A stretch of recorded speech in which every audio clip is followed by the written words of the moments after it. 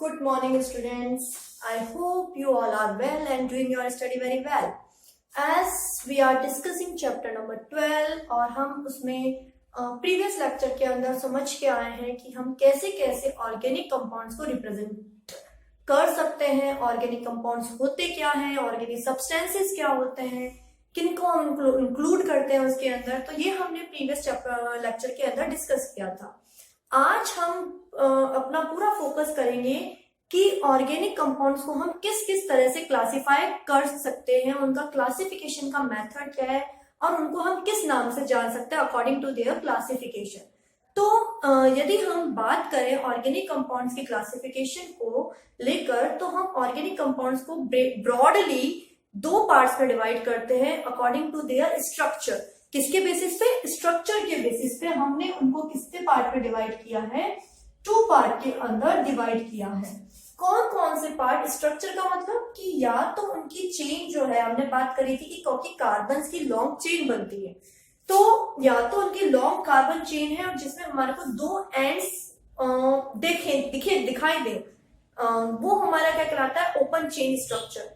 और यदि हमने उस चेन को लेके क्या कर दिया? ज्वाइन कर दिया और एक रिंग फॉर्म में हम लेके आ गए, साइक्लिक फॉर्म के अंदर लेके आ गए, जहां पर एक क्लोज्ड स्ट्रक्चर हमें ऑब्टेन हो रही है ऑर्गेनिक कंपाउंड्स की, तो उसको हम क्या करेंगे? उसको हमने दूसरे पर डिवाइड किया है साइक्लिक कंपाउंड्स के अंदर। तो ब्रॉडली ऑर्गेनिक कंपाउंड जो है वो दो पार्ट में डिवाइडेड है। The first one is open chain structure, जिसको हम एलिफेटिक या हम उसको एलिफेटिक भी बोल सकते हैं, ओपन चेन स्ट्रक्चर भी बोल सकते हैं। दूसरा, यदि हमने उनको क्या कर दिया? क्लोज कर दिया है, साइक्लिक फॉर्म में लेके आ गए, इनको हम एसाइक्लिक भी बोल सकते हैं। तो हमारे पास पहला वर्ड है open chain structure, aliphatic compound या एसाइक्लिक कंपाउंड। दूसरा हमारे पास आ गया, उनको हमने क्या कर दिया? साइकिल के फॉर्म में आ गए, तो वो साइक्लिक कंपाउंड्स कहलाएंगे। या फिर हम उनको क्या बोलते हैं? रिंग फॉर्म भी बोल सकते हैं, या फिर हम बोल सकते हैं उनको क्लोज्ड स्ट्रक्चर या क्लोज्ड ऑर्गेनिक कंपाउंड्स भी बोल सकते हैं। मान लीजिए हमारे पास ये 3 कार्बन का एक चेन है, CH3, CH2 और CH3 प्रोपेन। अब मैंने इस दोनों एंड्स को पकड़ के ज्वाइन कर दिया, यानी कि इन दोनों कार्बन को ज्वाइन कर दिया। तो मैंने जैसे ही इन दोनों कार्बन को ज्वाइन कर दिया, तो ये क्या बन गई? एक रिंग। अब हर कार्बन के पास क्या है? दो हाइड्रोजन है। तो यहां पर ये एक रिंग है, मेरे को कोई दो पर्टिकुलर एंड्स नहीं ऑब्टेन हो रहे हैं, तो इनको हम बोलेंगे साइक्लिक कंपाउंड। और ऐसे सभी कंपाउंड जहां पर हमारे पास ओपन चेन है, दो एंड्स मिल रहे हैं हमारे को, तो ऐसे सभी कंपाउंड्स को हम क्या बोलेंगे? ओपन चेन कंपाउंड या एलिफेटिक कंपाउंड, जिसमें हमारे पास बहुत सारे कंपाउंड्स आते हैं। जैसे फॉर एग्जाम्पल हमने बात करी, प्रोपेन जो है एक एलिफेटिक कंपाउंड है। या हम बात करें हमारे पास acetaldehyde CH3, C double bond O CH3 acetone, ये एक ओपन चेन कंपाउंड या एलिफेटिक कंपाउंड है। कैसे आया हम बात करेंगे इसको। ये जो हमारा कंपाउंड है CH3, C double bond O CH3, इसको हम क्या बोलते हैं? एसीटोन बोलते हैं, क्योंकि यहाँ पे मुझे एक और यहाँ दूसरा, दो एंड्स मुझे ऑब्टेन हो रहे हैं। या फिर मैं बात करूं किसकी? CH3, CH3, CH2, CH3, CL। ये हमारी बात करें जिसका नाम है 2-मिथाइल ब्यूटेन या आइसोब्यूटेन। इस कंपाउंड को हम बोलते हैं 2-मिथाइल ब्यूटेन या आइसोब्यूटेन। इसकी यदि हम बात करें तो यहाँ पे मुझे क्या है? 1, 2 और 3, यानी कि डिफरेंट एंड्स ऑब्टेन हो रहे हैं। तो ऐसे कोई भी कंपाउंड ऑर्गेनिक कंपाउंड्स के अंदर यदि हम ओपन चेन कंपाउंड्स को आइडेंटिफाई करना चाह रहे हैं, तो ओपन चेन कंपाउंड को आइडेंटिफाई करने का हमारे पास बहुत इजी तरीका है कि हम क्या कर लें? हम उनके एंड्स को देख लें। यदि हमारे को एंड्स दिख रहे हैं इस चेन के अंदर, उस स्ट्रक्चर के अंदर, इसका मतलब वो पर्टिकुलर ऑर्गेनिक कंपाउंड जो है वो किसको बिलोंग कर रहा है? एलिफेटिक कंपाउंड्स को बिलोंग कर रहा है। अदरवाइज वो सिर्फ साइक्लिक होगा, जिसमें हमें एंड्स को देखने को नहीं मिलेगा। तो ये कुछ एग्जाम्पल हो गए हमारे पास किसके? ओपन चेन कंपाउंड्स के या एलिसाइक्लिक कंपाउंड के। अब हम बात करते हैं जब साइक्लिक कंपाउंड्स की, तो साइक्लिक की हमने बात करी, ये हो गया। मान लीजिए हमारे पास साइक्लोप्रोपेन है, ये साइक्लोप्रोपेन। अब यहाँ पर हमारे को नहीं ऑब्टेन हो रही, कोई दो चीज जो है वो हमें ऑब्टेन नहीं हो रही है, हमें दो एंड्स नहीं मिल रहे, इसका मतलब ये साइक्लिक फॉर्म में, रिंग फॉर्म में। तो जब भी हमें ऑर्गेनिक कंपाउंड जो है वो दिख रहे हैं, रिंग्स बनती हुई नजर आ रही है, चाहे वो 5 कार्बन की हो, 6 की हो, या 8 की हो, या 10 की हो, तो जब भी वो रिंग स्ट्रक्चर में, इसका मतलब वो साइक्लिक को बिलोंग करेगा। अब ये जो साइक्लिक कंपाउंड्स हैं उनको हमने दो पार्ट में डिवाइडेड किया हुआ है कि ये जो साइकिल बनी है वो कैसी साइकिल है, कि उनमें सिर्फ और सिर्फ कार्बन ही प्रेजेंट है या कार्बन के अलावा कोई दूसरा एलिमेंट भी प्रेजेंट है।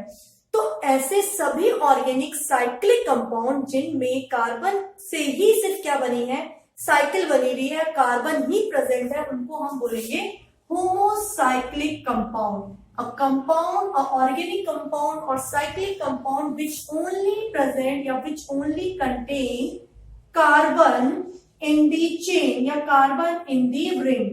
रिंग के अंदर सिर्फ क्या प्रेजेंट है, कार्बन ही प्रेजेंट है और कोई दूसरा एलिमेंट प्रेजेंट नहीं है, तो उसको हम बोलेंगे होमोसाइक्लिक कंपाउंड। और ऐसे कंपाउंड जिसके अंदर अदर देन कार्बन और कोई दूसरा एलिमेंट भी प्रेजेंट हो, उसको हम क्या बोलेंगे, हेट्रोसाइक्लिक कंपाउंड। यानी कि हेट्रोसाइकिल में क्या होगा, हमारे पास कार्बन के साथ साथ विथ कार्बन अदर एलिमेंट भी क्या हो सकता है, प्रेजेंट हो सकता है, कैन ऑल्सो प्रेजेंट।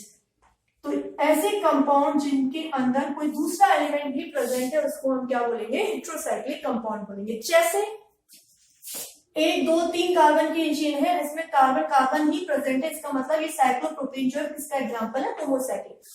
हेट्रोसाइक्लिक की यदि हम बात करें तो देखिए हेट्रोसाइक्लिक का मान लीजिए एक कोई ये चेन मैंने बनाई है, हम लिखना सीख चुके हैं इसको, ये क्या है, बॉन्ड लाइन फॉर्मूला है। और हमने बात करी थी कि प्रीवियस लेक्चर में कि जनरली जो साइक्लिक कंपाउंड्स है उनको हम बॉन्ड लाइन से दिखाते हैं। बॉन्ड लाइन का मतलब क्या था कि हर एक पॉइंट पे जहां पर दो लाइन ज्वाइन कर रही है वापस, का मतलब किसको रिप्रेजेंट कर रहा है, एक कार्बन को।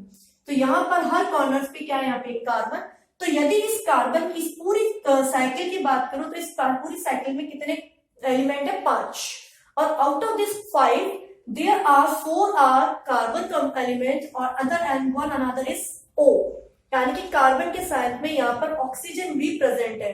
What is this, this is the tetrahydrofuran. ये जो रिंग कहलाती है वो क्या कहलाती है, फ्यूरेन रिंग कहलाती है। जब हमारे पास 4 कार्बन 5 कार्बन की चेन है, 5 कार्बन की 5 एलिमेंट की एक रिंग प्रेजेंट है और उसमें से 4 कार्बन और 1 ऑक्सीजन इस तरह से जुड़ा हुआ है, तो इसको हम क्या बोलते हैं, फ्यूरेन। तो फ्यूरेन जो है वो किसका एग्जांपल हो गया, एक तरह से हम बात कर सकते हैं हेट्रोसाइक्लिक कंपाउंड का एग्जांपल हो गया।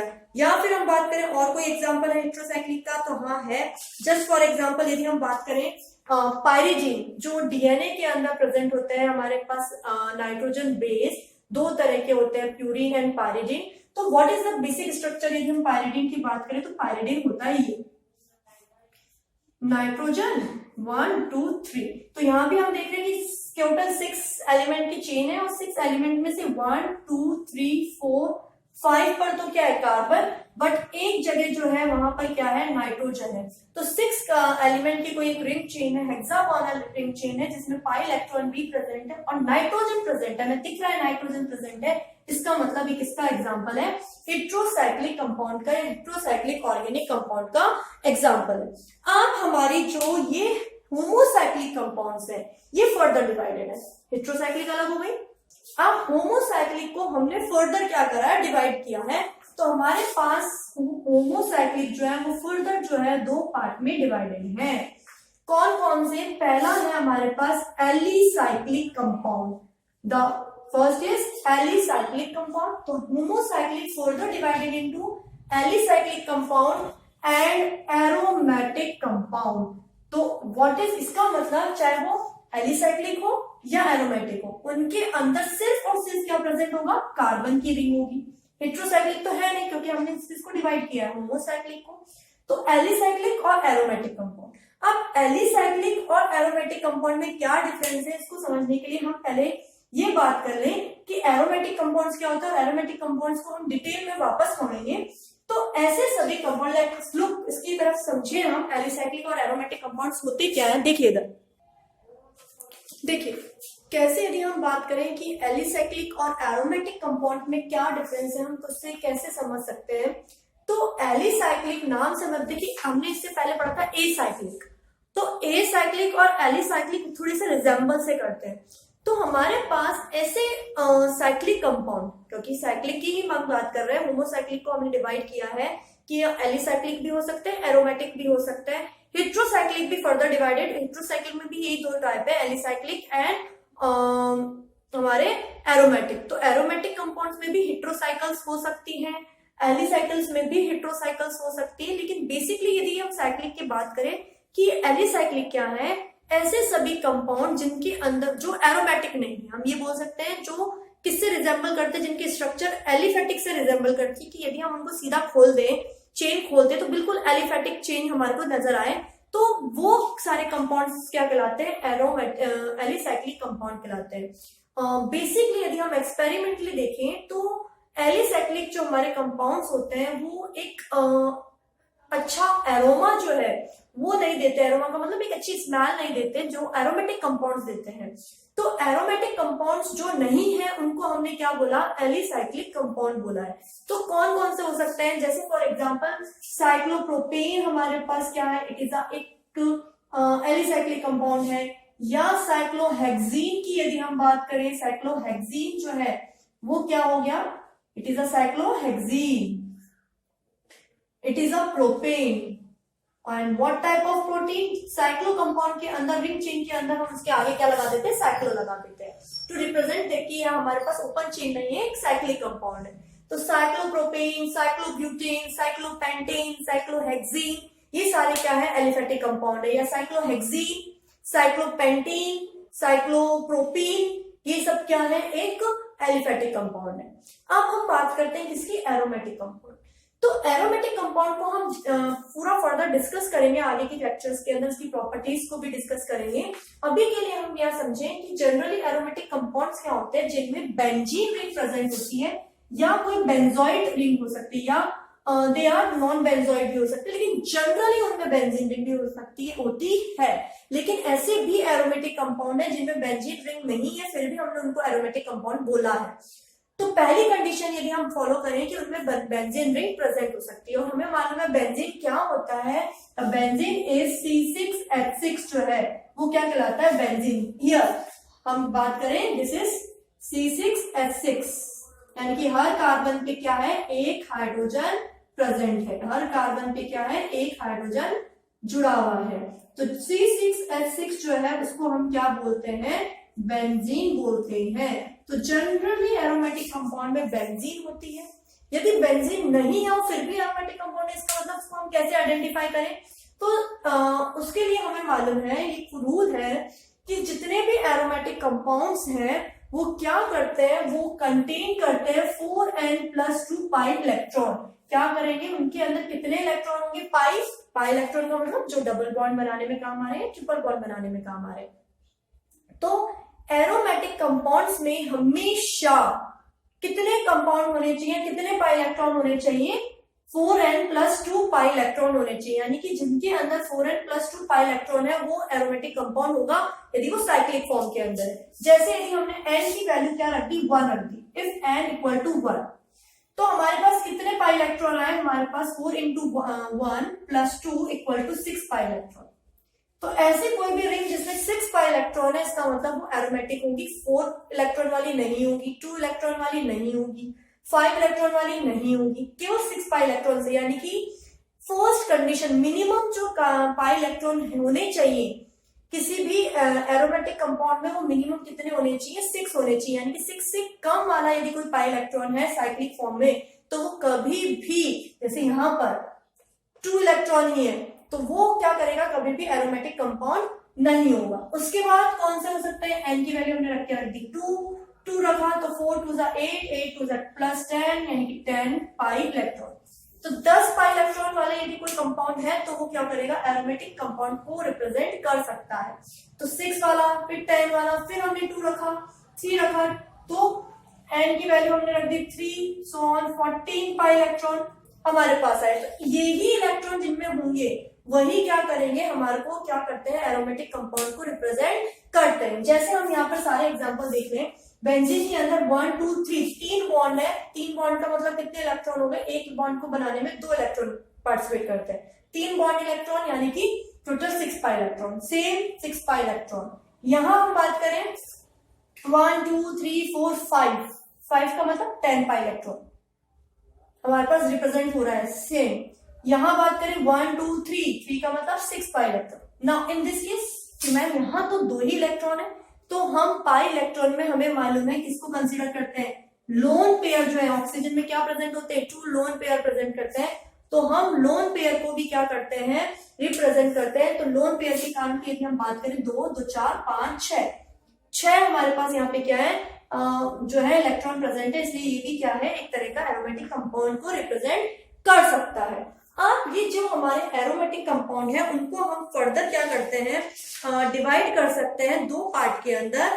ऐसे ऑर्गेनिक कंपाउंड जिनमें बेंजीन रिंग प्रेजेंट है उन्हें तो हम बोलते हैं बेंजोइड एरोमेटिक कंपाउंड, और ऐसे एरोमेटिक कंपाउंड जिनके अंदर बेंजीन रिंग ना प्रेजेंट होकर कुछ और रिंग प्रेजेंट है जिसको हम बोलते हैं नॉन बेंजोइड कंपाउंड। तो हमारे पास इसलिए 2 तरह के आ गए, एक होता है बेंजोइड कंपाउंड, एक होगा नॉन बेंजोइड कंपाउंड। तो ये हमारी पूरी बात हुई किसकी? क्लासिफिकेशन ऑफ ऑर्गेनिक कंपाउंड्स की। और in the next lecture what we have learn about the nomenclature of organic compounds की ऑर्गेनिक कंपाउंड्स का हम नोमेनक्लेचर कैसे दे सकते हैं, क्या दिया, उसके पीछे क्या क्या हमारे पास रूल्स है, उनको हम बात करेंगे। Thank you so much.